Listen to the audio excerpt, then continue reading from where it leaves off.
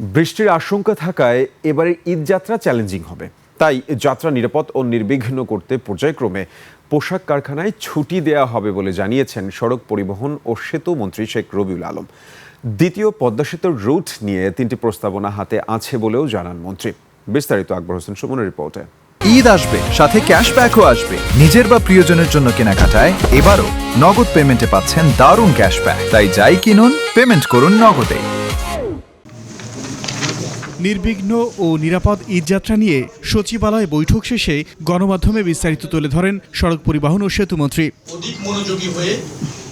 বৈরী আবহাওয়ার কারণে যানজট ও পশুবাহী যানবাহন সংকটের আশঙ্কা জানান মন্ত্রী। আমরা এবার আশঙ্কা করছি যে বৃষ্টি হতে পারে, তো বৃষ্টিটা যদি হয় তখন কিন্তু আপনার যানজট হওয়ার একটা ব্যাপক সম্ভাবনা তৈরি হয়।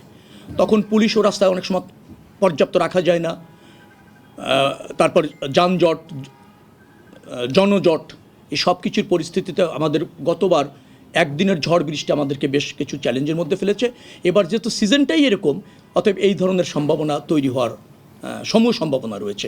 পোশাক শ্রমিকদের 3 বা 4 দিনে ধাপে ধাপে ছুটি দেওয়ার আহ্বান জানিয়েছে সংশ্লিষ্ট মন্ত্রণালয়। বিজিএমের সাথে আমাদের একটা কথা হয়েছিল যে তারা 3টি স্তরে গার্মেন্টসটাকে ছুটি দিবেন, কিন্তু গতবার সেটা সম্ভব হয়নি। শেষ দিনে এসেই চাপটা পড়েছিল, যার ফলে গার্মেন্টসের যেদিন ছুটি হয় সেই দিন গাজীপুর এবং ওই সংলগ্ন এলাকায় 10 থেকে 15 লাখের মতো যাত্রী একদিনে বাড়ি যেতে চান।